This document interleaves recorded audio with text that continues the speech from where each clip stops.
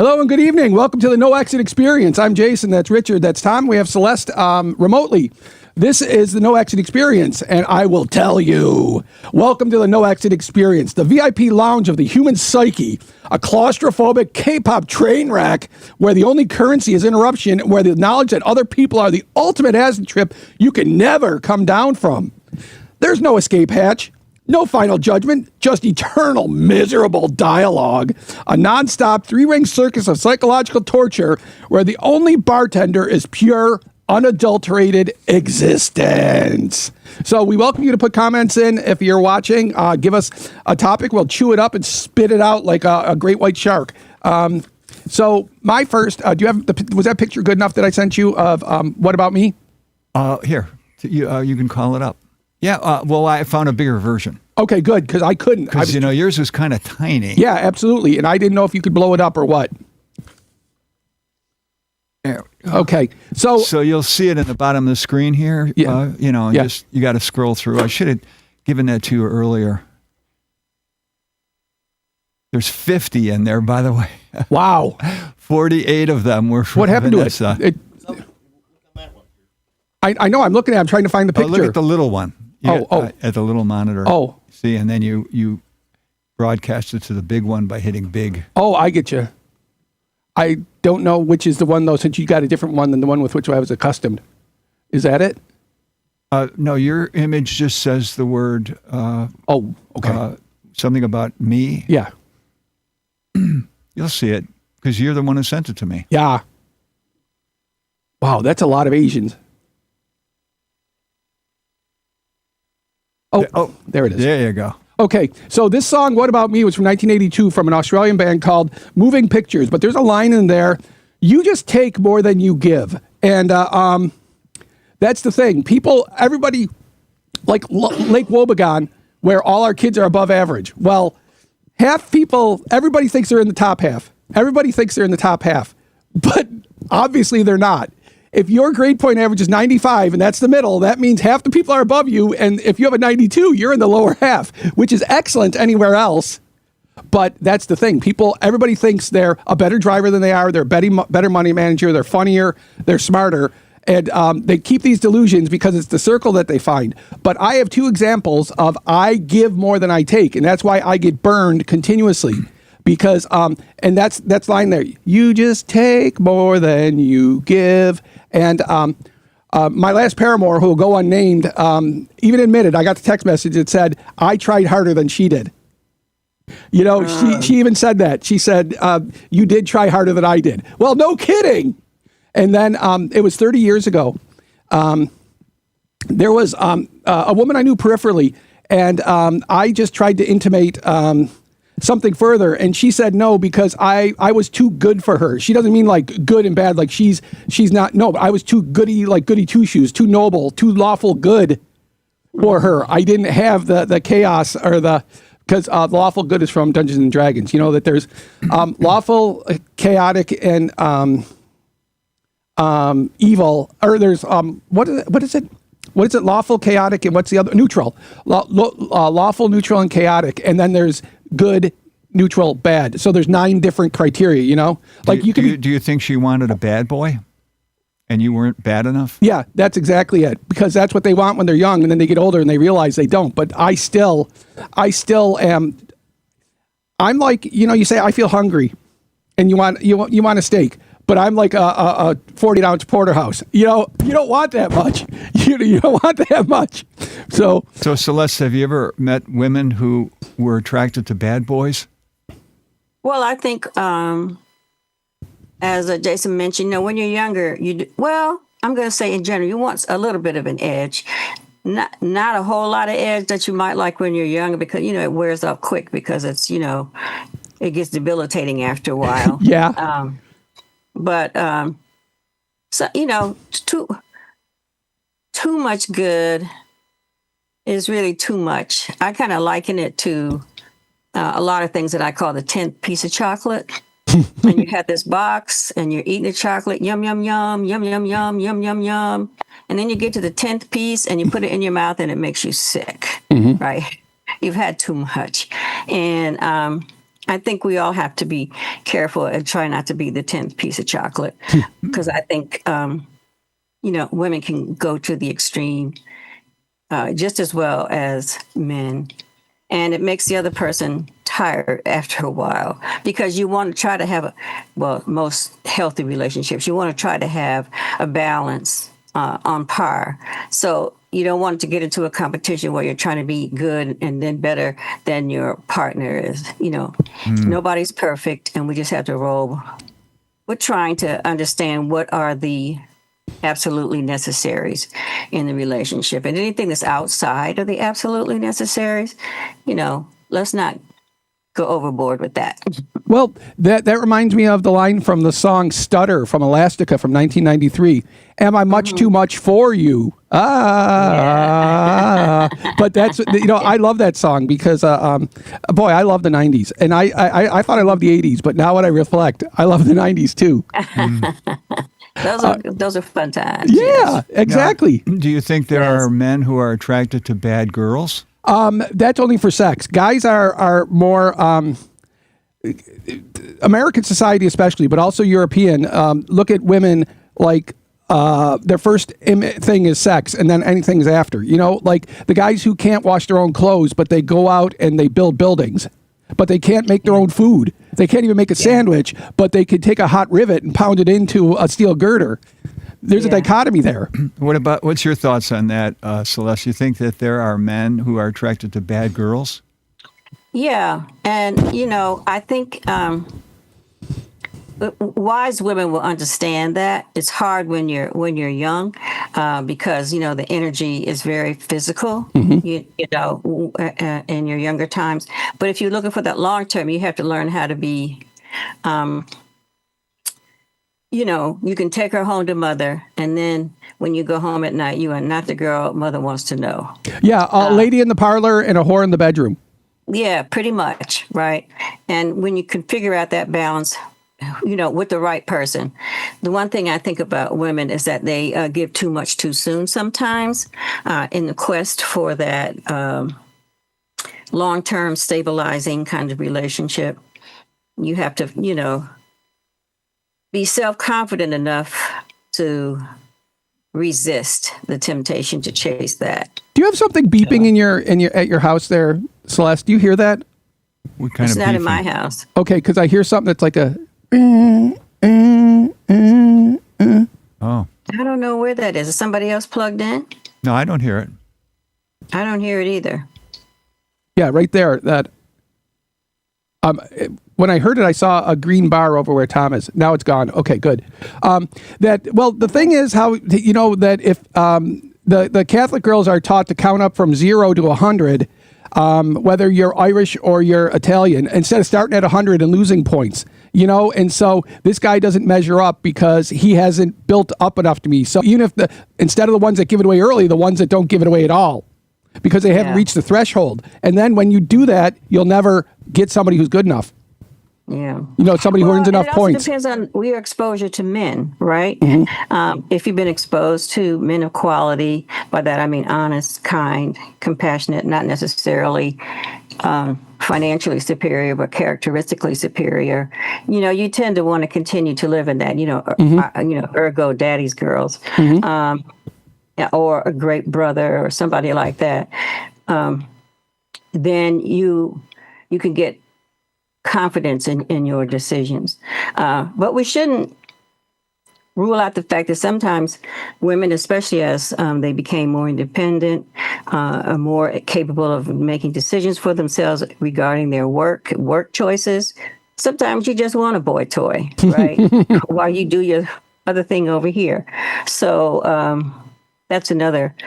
We can't rule out, the difference in outlook and attitude in the more contemporary times compared to the times that the current administration is trying to roll back. Well, that's the thing, that independence. that what I can't believe, it really galls me that our unserious president would actually think that because you're not Caucasian or you're not male that you're not qualified. That's idiotic. That's It's idiotic. idiotic, but that went on for a long time. And- like for a long time. Yeah, well, the newest thing is that Dumb Donnie doesn't want the sign language interpreter because it disrupts his message. I know. Isn't that the corniest thing you ever heard in your life? Yeah, and I said, why don't we just give him 4 grams of gentamicin, and then he'll be deaf, and that equals the field. Because a megadose of gent, if you ever heard any kids from 50 or 60 years ago that got an antibiotic and went deaf, it was gentamicin, and we learned that it's ototoxic. So you do the further afar field you go, the earlier drug you use, the more risks there are. Like nardolepranate Yes. as antidepressants, they or theophylline for asthma. The effective and the toxic range overlap. Yeah. With theophylline, yes. yeah. So likewise, that gentamicin will, if I give you enough gent, everybody will be deaf. Oh, Lord. I didn't know that, but that stands to reason. Well, it's because I'm a doctor. You always say, things I'll never know. So, but I can say, that this disenfranchisement of everybody except for whomever they decide fits into their profile is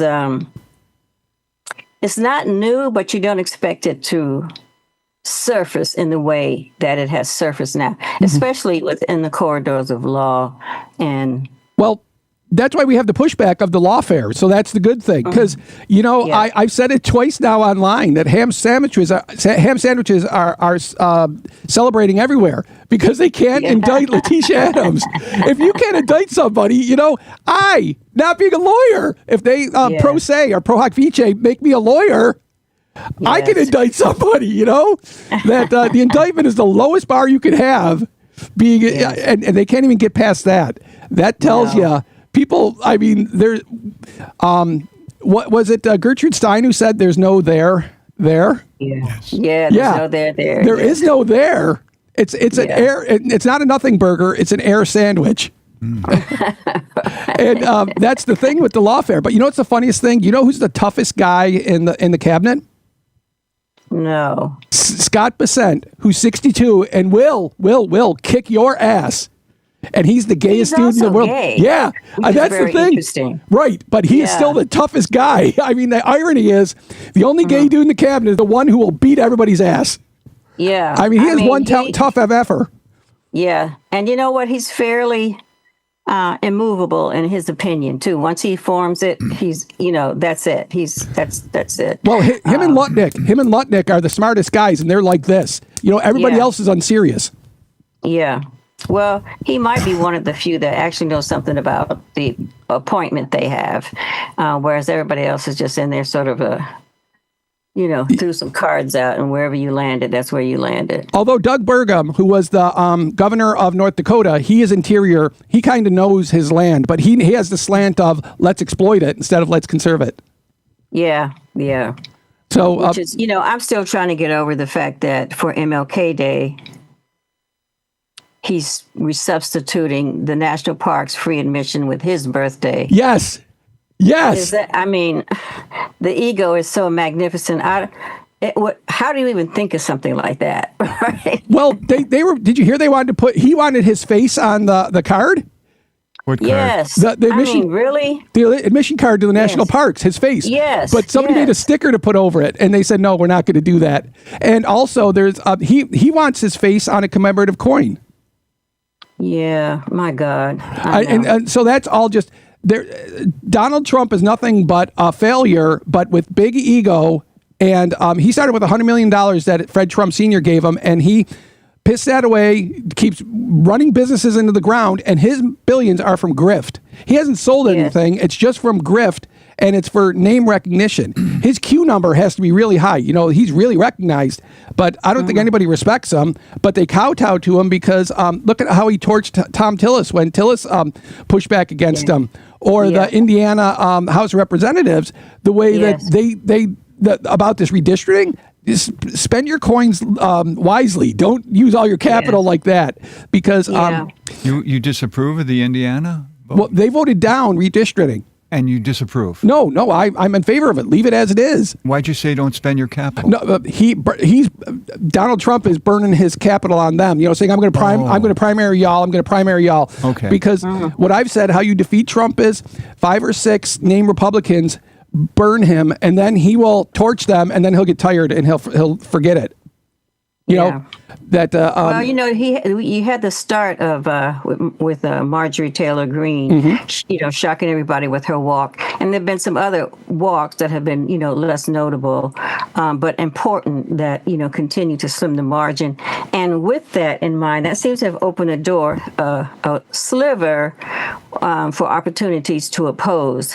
Well, but, so I'd like to think that that wedge can get even, pushed in further. But if the demagogue is the Reverend Jim Jones or David Koresh or Jesus Christ or Adolf Hitler or Pol Pot or whoever's in North Korea, when they have the power, it's really interesting. Because why don't they just depose the Kim family in North Korea? Because it's a cult of personality that was with the father and the grandfather. Yeah. I heard an interesting lecture on the time Stalin was in power. 6 times he said to the cabinet, I think I should resign. I don't think I'm doing a good job. And 6 times they all talked him out of it. Because he knew that they would do that. That's playing that's a logical fallacy. He didn't really think that he wasn't doing a good job. He knew that they would support him, so it doubles down his support, because that's about. I found a quote on Wikipedia about age verification, and it was in when was it? Stalin wanted to have his birthday be a national holiday, but he didn't have enough power yet.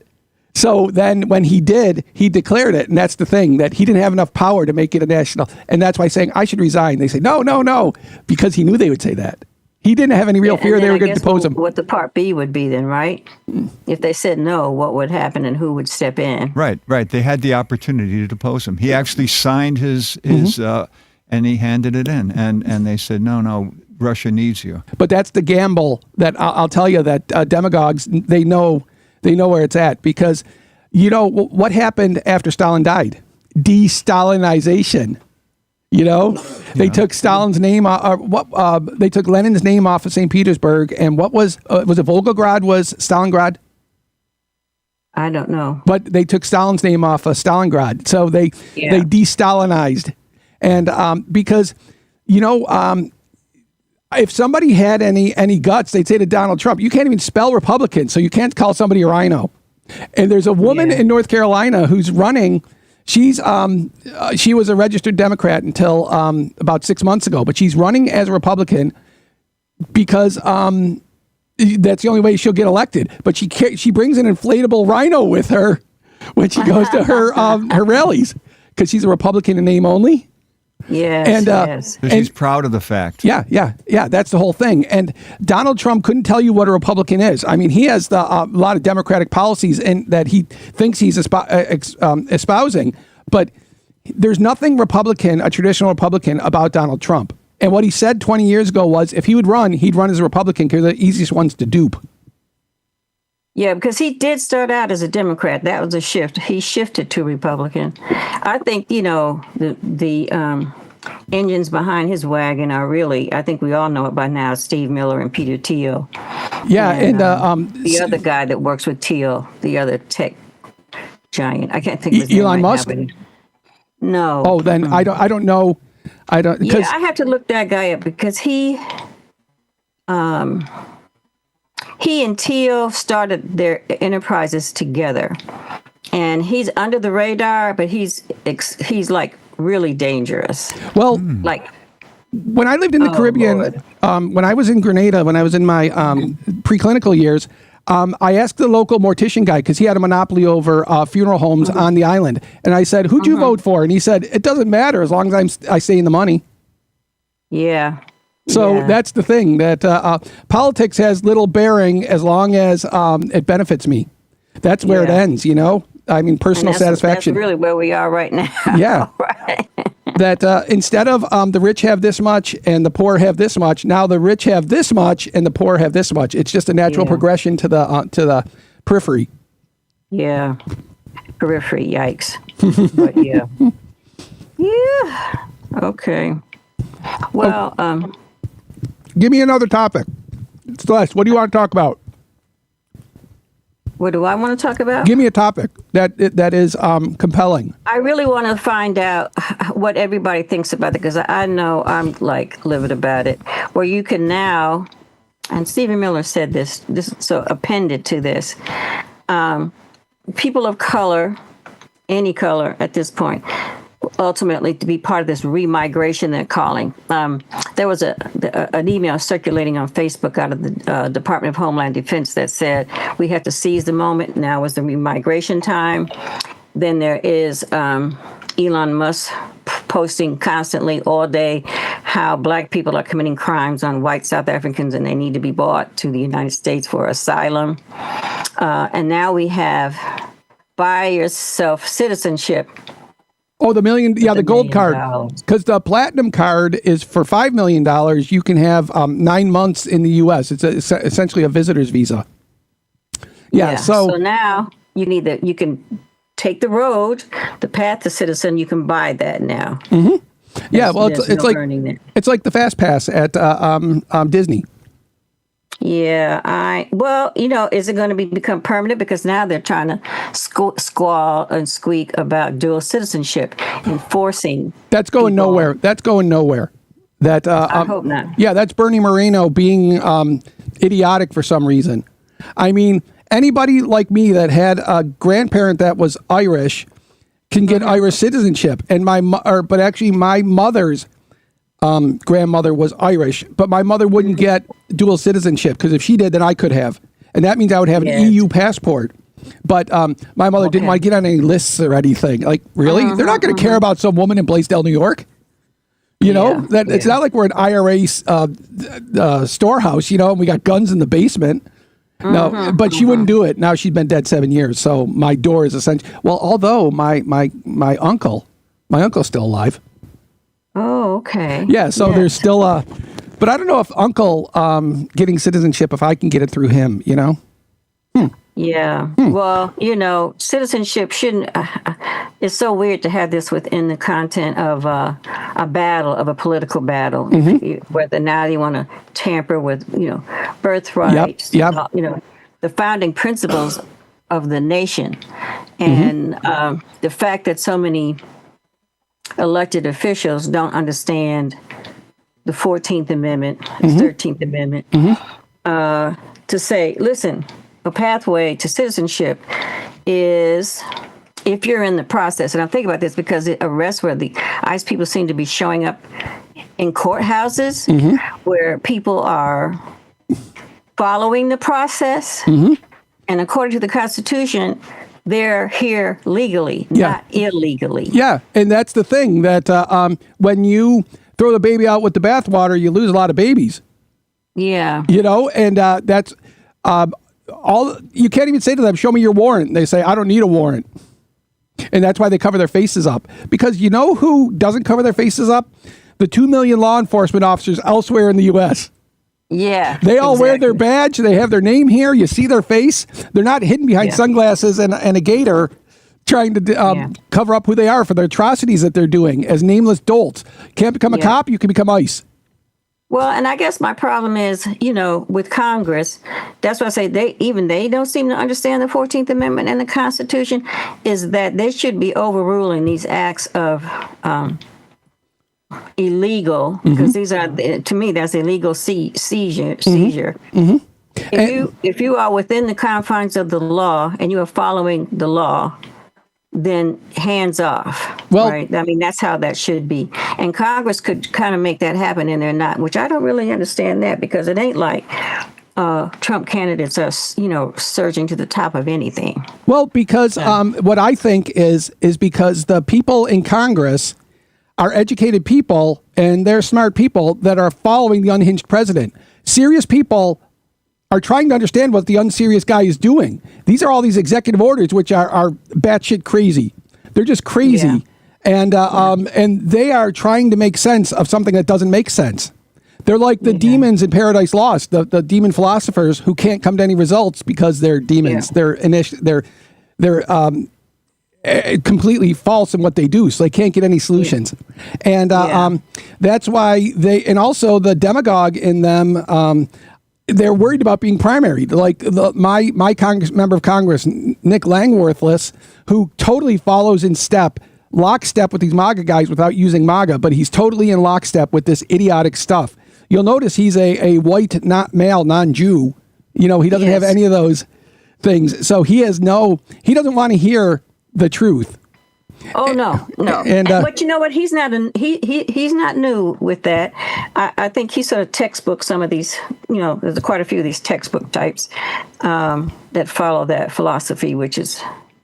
Well, he's never had a real job. He started a firm, a polling firm. I think that might be the closest he's ever had to having a real job. But otherwise, he's been a politician forever.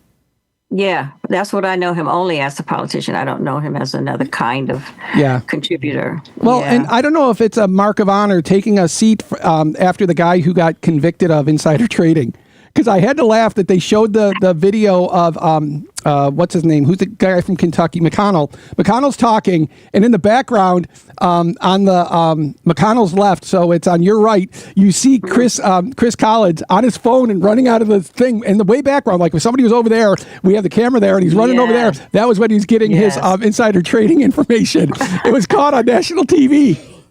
Caught on national TV. That was scary. Yeah, that he should have stayed with Buffalo China and just gotten richer and richer, because people don't remember during the Manson family killings, they call them the Tate LaBianca murders because Leno and Rosemary LaBianca were neighbors to Sharon Tate. They were just neighbors. Oh. They made their, Leno made his money in grocery stores. So they were rich, Nobody even knew who they were. They were as generic as, do you know the names of your neighbors? Mm-hmm. Like that. Yeah. And they just happened to be sucked in with the mass murders. Wow. That sucks. That's wrong place at the wrong time. Yes. And they became famous by being murdered and desecrated. Oh, my God. Yeah. Oh, that reminds me of the Night Stalker. Speaking of murderers, who was on the dating game just about 3 years after. I think it was 1973. Richard Ramirez won on the dating game, but the woman asked the producer, she said, do I have to go out with him? They said, no, you don't, because he was superficially charming, but he was really scary. Yes. Yeah. I gotta say, what kind of vetting was done for that show? Well, I don't know. They didn't vet anything. Remember, at 1973, you could be 18 years old and cross the border with a driver's license or your birth certificate. Wow. If you came back from Vietnam and weren't shot up, you could go right to Canada and, you could drink here, because I don't know when the drinking age became 19 in Canada, but it was 18 here until 83? Yeah. And so light it up, Yeah. But so what do you think we're going to do with the oil that we're stealing from Venezuela now? That I think that's where Congress has to put their foot down, because now we're just as bad as the Somali pirates. Like I said, that sounds like piracy. They asked the president, what are you going to do with it? And he says, I guess we're going to keep it. And Putin calls the Venezuela president and says, yo, bro, I got your back. So I'm like, wait, what's happening? Well, anything that Putin likes is Dumb Donnie likes it, and the rest of the U.S. thinks it's trash. Well, now that Putin is supporting the Venezuelan president, that Trump is trying to, unseat, elect or regime change. Now what? Because that's totally the opposite of what's happening. Yeah, and I don't, because definitely Maduro's election was that was a fixed election. That was a fixed election. Ours wasn't, but theirs was, because that's. The one thing that's traditional about the communist influx is they could never get a handle in South America. They could never get started, And well, I have a question for both of you. Are the poor better off under Maduro? I really don't know. Because that's important. Well, also there is a white and black contingent in Venezuela, and I think that's a thing too, just like in Cuba, white and black. Because I know a guy whose wife, he's a doctor, his wife is a psychotherapist, she's Venezuelan, and her family all had green cards or were on the way to to getting citizenship, and they got screwed. They got screwed by black letter statements, and they're the upper crust. So I don't know if the lower folks, because I don't know what they're doing in the poor areas. Or like Celeste, do you think Maduro's taking care of the poor? I don't think the leadership of Venezuela has been taking care of all the populations for decades. I only say this because I don't really know, but a few years ago, I was with my sister in a big birthday celebration of hers at St. Lucia, and the closest country to St. Lucia is Venezuela. And so there were people working in the resort from Venezuela, and they were hungry, like the country was hungry. Now, the economy has been up and down. They have the mineral thing happening there. So I don't necessarily know that there's an appropriate distribution of wealth at all, because people were trying to get out and earn a living doing other things. Was that was it in Bolivia that Evo Morales was the people's president, and he was the one that was the cocaine farmer, and he drove a Volkswagen, he wore a sweater, that he was the people that spoke Quechua or Nahuatl, they still speak it to this day. They can subsistence farm, but so they'll never be fat, but they'll be fed, Yeah. And so that's why I don't know about, because like the FARC guerrillas in Colombia, there was, when I was a resident, there was a PA student that had been in the U.S. Army, and he was an 18. Was he a Delta? Yeah, he was an 18 Echo, which was the intelligence person that was on a Green Beret team. And he said with the FARC guerrillas, they were very well connected. Whoever was getting them weapons, because they had AK-47s and M4s, so you don't know who was giving them to them. Like you can tell who it is by the weapon they use. Yeah, and so. That's why, but actually, it's St. Lucia, St. Vincent, Grenada, and then Trinidad and Tobago, and there's the island of, it starts with M. That's where people would go, the Venezuelan island, that's where they would go to party. Yeah, but there was a time back in the 90s that the Prime Minister of St. Lucia, the Prime Minister of St. Vincent, and the Prime Minister of Grenada were all cousins. It was before Ralph Gonsalves, so, but they were all related. Two were black and one was white, but they were all cousins. Yeah. Well, the gene pool is so mixed, right? Yeah. So we can't guarantee how that would be. Well, that's why after the New Jewel movement, they killed all the Indian folks and ran all the white folks out of Grenada. Because if you go to St. Vincent or St. Lucia or to Anguilla, you'll see like Indian folks for some reason, and you'll see women driving the bus. In Grenada, the bus is all black men because they don't have an organized bus system like a Metro bus. It's just a VW minivan that somebody pays the government, that they have a regulated fare structure, but they're private contractors. Yeah. And that's why Grenada became the third police force to have guns in the Caribbean after Jamaica and Trinidad, because the Eastern Caribbean Central Bank, a $1 is worth, and $1 American is $3.71 EC. So $10 was $3.74 US. A cop got stabbed in the chest and killed in a fight between a bus driver and the conductor over $3.74. Yeah, that's poverty at its most magnificent, right? Yeah, that's the gift that keeps on giving.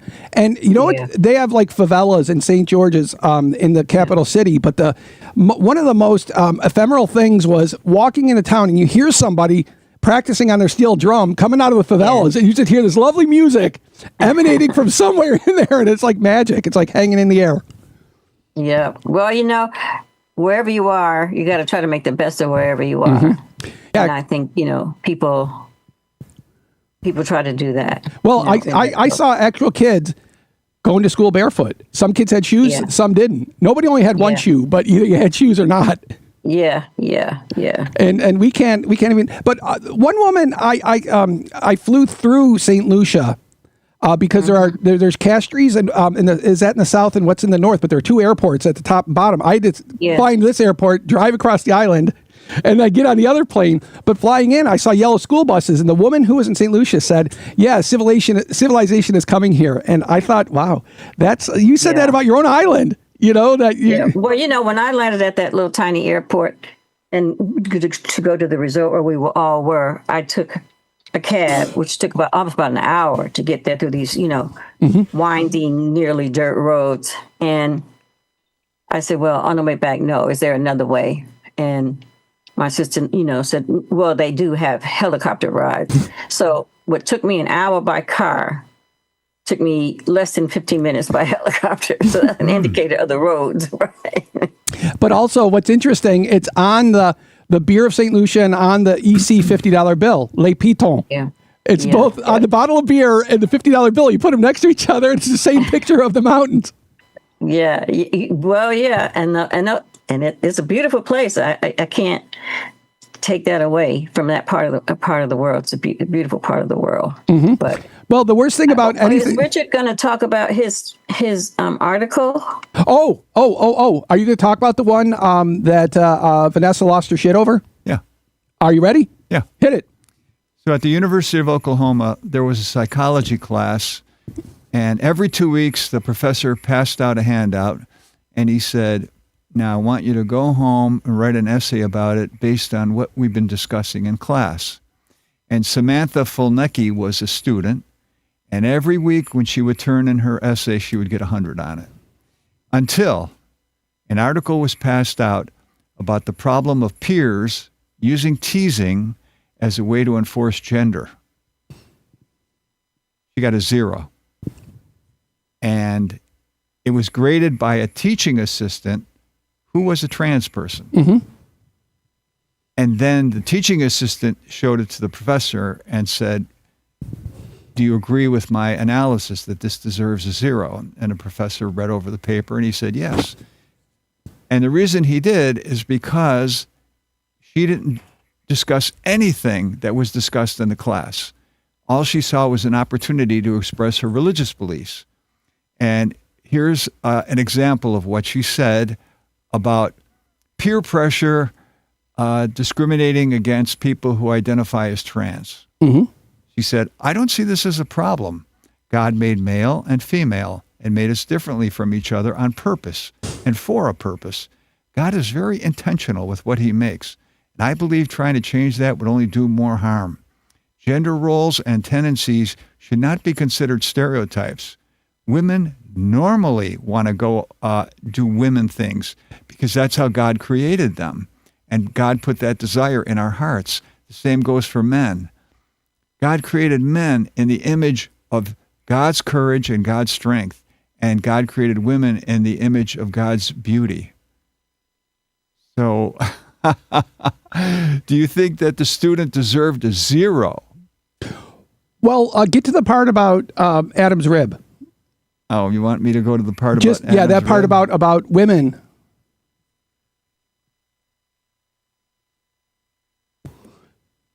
To be man's helper, but not really. Well, it was translated. She used a Jewish translation that said equal helper. Mm-hmm. Right, So right. The implication was that men and women would be equal in their defined roles, right? Mm-hmm. God defined roles.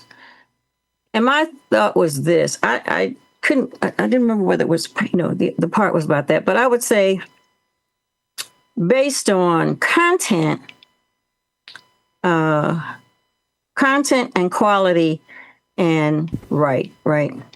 So I don't think she should have had a 0 just based on the fact that she had the right to express, but it would have been a grade with prejudice. And I think in college you can do that because she did, her response was thoughtful and thought out. It's not something I agree with, and I think it's harmful. And I would have to make that note. And so you're writing this stuff because, you live in a country that allows you to write it, and you've organized your thought. But this is dangerous because, she's saying, I don't see a problem with this teasing, which is, in another way, torturous, right? And so that's not Christian. Christian is like, love everybody. Mm-hmm. As you love yourself, you don't go around torching stuff. So she contradicted her own set of values within her response. Well, also though, she's using the Old Testament. How about in the Old Testament? It says God's folly is greater than man's wisdom. She can't purport to know the mind of God, and that right there shows a contrast in her belief. Yes, absolutely. I had problems with that, and Vanessa's not here to debunk the myth as she could, Or try. because there are people who are staunch in that gender differentiation and gender defining. But even in nature, there are opposing examples of that, and I have never been a person to say, I text routinely with the Lord, so I know what the Lord is saying. No, right. And people who profess that, I got a problem with that, right? It's like, really? Okay. Well, if somebody came though and said, "I'm a prophet," you got to. That's a trip to ECMC. That's a shot of Haldol. I mean, and a prescription for risperidone. Yeah. Well, like the one we don't have, who we tore down this wall. Well, Jesus tore down the wall between man and God. Is that what he said? Yeah. Oh goodness, I forgot what I was gonna. Why does that happen, Richard? I sound so dumb on the air, and after I remember everything I wanted to say. I do not know. But that has to happen to a lot of people that are on shows. That unless they have the notes here, they don't remember their points. Because well, that's why there's a little bit of the dogmatic belief is self-hate. Because there's something.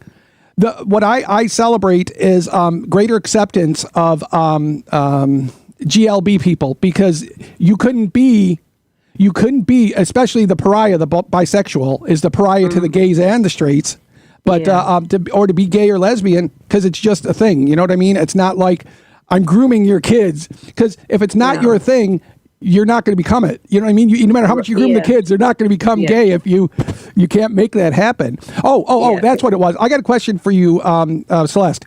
When you were a little girl, did girls ever say to other girls to insult them, "You're such a boy"? Because guys do that. Boys do that.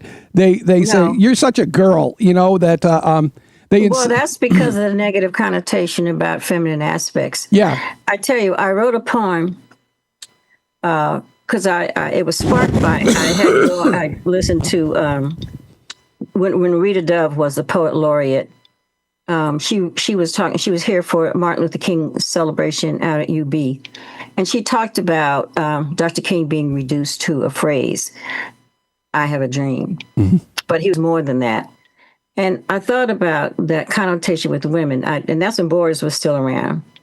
I found book after book after book with information about names and characteristics of women.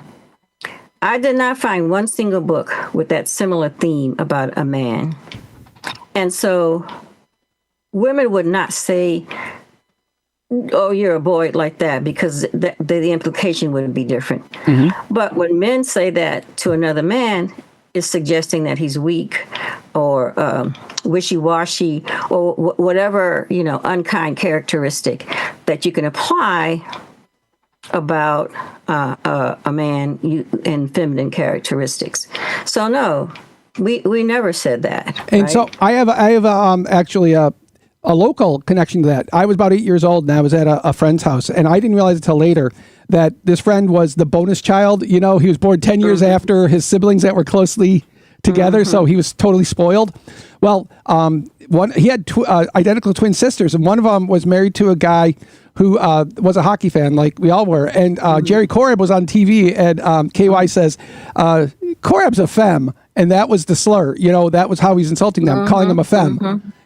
King Kong Korab here in Buffalo. And and that right there is where it is, and it is. It is really the masculine centric. I don't know how we change it, because it's like you say, "Hey guys," and it could be a whole group of women, but you say, "Hey guys, what's going on?" And nobody thinks of it. No, because now for most people now it's very generic, and unless it's sort of case specific, it becomes something else. It's like what was the children's TV show that was so popular? Sesame Hey, Street. you guys. Oh, Electric Company. No, electric Zoom. company. Or was it Zoom? Yeah. Yeah. Right. And that was very generic. It was like Yeah. all of us are guys, right? It didn't have anything to do with anything else. Although, what is the one community that, the one gay community that is suffering, it's still to this day in the U.S.? Black men. Yeah. They got to be on the down low because, Well, but black men, you know what? That's a university degree in and of itself, studying that phenomenon, because they were recruited for their strength. They were, always classified as studs in some type of way, especially during the American plantation era. And so it was important to be characterized as inferior in a lot of different ways. And because of those characteristics, to have any sort of effeminate quality about you, that was like absolute no-no, right?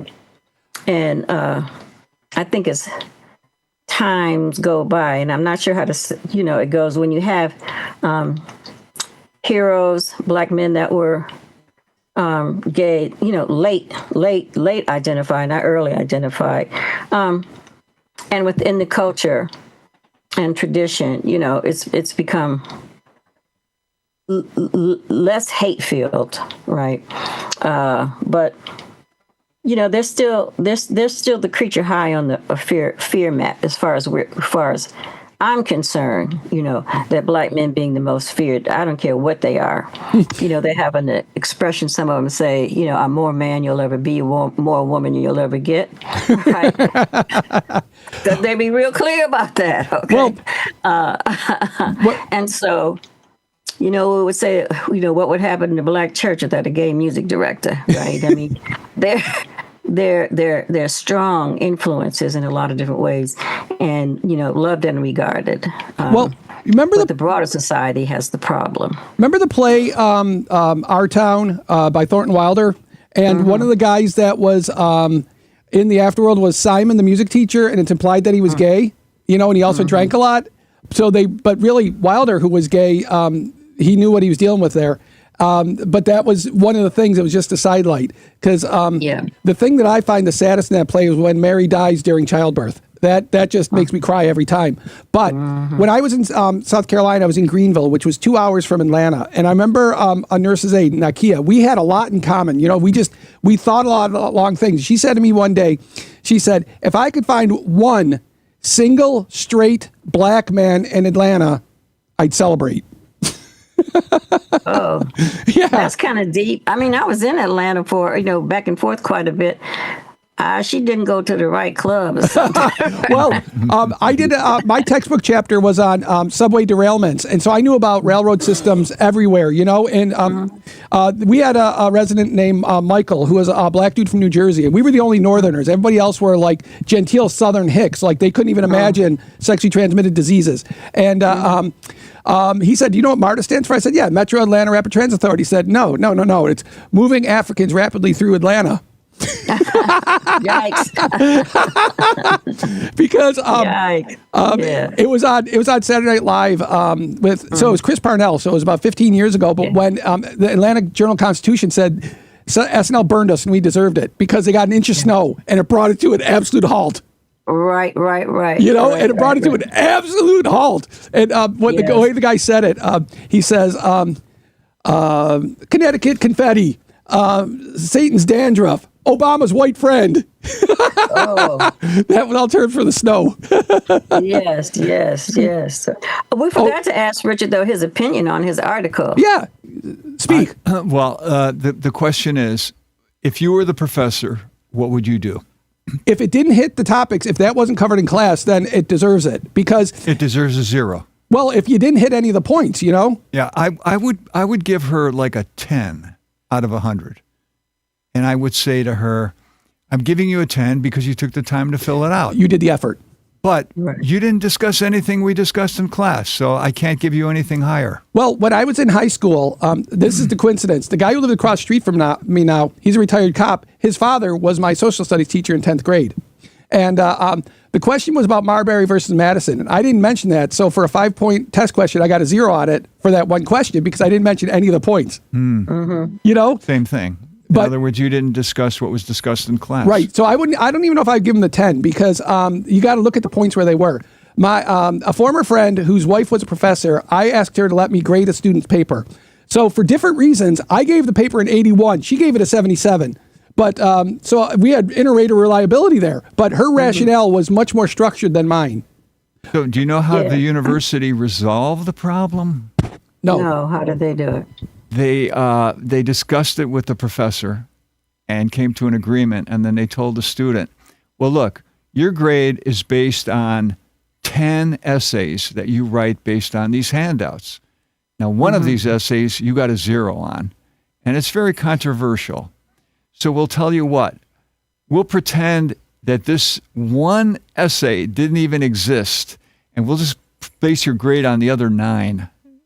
You think that was a good compromise? No. Well, logically, yes, but it's pussying out. Well, there, I just did it right there. It was wimping out because they didn't want to have the courage Yeah. of their convictions and stand by it and say, that's the way this is. You get a 90 in the class instead of 100. That's taken a trashy way out to get out of a bind. That's Yeah, a car. I mean, what is the consequence if I guess the question for me is I didn't realize that she didn't cover any of the topics in the class. I was looking at the fact that she made the effort to respond in an organized way, even though I thought it was ridiculous and cruel. But no, the assignment is the assignment. And if she didn't cover any of the topics, regardless of how successful she had been in the other one, I think, the 10 should have, if that was going to be the case, but this professor didn't do anything except agree with the 0. And well, it's like She that. had no leg to stand on. Right, because it's like the response to the argument, sir, this is a Wendy's. Going on. Or like from the best scene in Field of Dreams. What do you want? I want world peace. I want love. No, I mean, what do you want? And he points to the concession stand. He says, oh, dog and a beer. Yes, yeah. Right, exactly. So there's this- no, go ahead. There's a second aspect to this, and that is the difference between the way I view this and the way Vanessa views this. Now, Yes. Vanessa is part of what is called the social media left. Namely, they're leftists, but their worldview is based on what they read in social media. And their ideology is based on that too. So Vanessa believes that when there's a topic that you do not like, the correct leftist thing to do is to forbid it from being discussed. Now, I'm from the partly the academic left and from the old left, which says that if something comes up that you disagree with, you bring it out into the open, and Yeah. everybody gives their opinion on that. And so, obviously, that's why Vanessa is not here today. So, Vanessa's close friend is the Prez, and the Prez has been emailing me and texting me about the law of love, that we should show we love Vanessa by suppressing this topic. And I said, well, you're giving up an awful lot. I said, do you realize what you're saying? It means that when you asked Celeste earlier in the show, Jason, do you have any topics? You should have said, do you have any topics that Vanessa will approve of? And that's a very different type of show. Yeah. What are your thoughts on that, Celeste? I so disagree because all that does for me is to, mass cover up, hiding stuff. That's a way to perpetuate myth and have them grow even more significantly instead of confronting them and, debunking the myth or attempting to debunk the myth, or just say, you got this thing here and it's cruel and it's wrong, and I'm here to tell you about it. When you suppress things like that, all they do is simmer, fester, and grow, and ultimately make you sick. Well, right? you say it very well, but she's a one-trick pony. I mean, it's not compelling anymore because it's nothing new. Don't tell me I suck. Tell me why I suck. Don't say the policy Yeah. sucks. Tell me why the policy sucks. Not just Right. keep railing at it. It sucks. It sucks. It sucks. Yeah, we've established that. Because there was a journal, I don't know if it's still publishing, called The Explicator. And their subtitle was, it is not sufficiently explicated. So you're absolutely You right, are. Richard. You bring it out in the open. And, you know, Right. either I support my point and make you believe it, or you skewer it and I change my mind. Because, Or the field stays the same. Yeah. Nobody remains moved to do one thing or another. But both sides have pieces of information that they have to, deal with and manage and come to terms with or not. But there's no hidden factors here. well, and And I said to Vanessa on text, I said, transgenocide or erasure? She said both. I don't know that there's a genocide going on, because genocide to me is like what the Armenians did, or the Turks did to the Armenians, or what the Hutus did to the Tutsis. That's a Yeah. genocide. Or what the Germans did to the Jews. That's a genocide. A people, a genus. You're killing the whole culture. That we're not lining trans people up and shooting them. You know what I mean? No, but erasure is important, and I tell you, the magnitude of it hit me because I'm from a military family. Mm-hmm. I was raised in one. I married into one twice, actually. Right? Glutton for punishment. And these kids from West Point survived the years, did well, graduated, and are now not allowed to wear the uniform and serve. That, to me, is as close to trying to erase a reality that I can come across. This thing with taking portraits down, this thing of removing monuments, this thing of not allowing.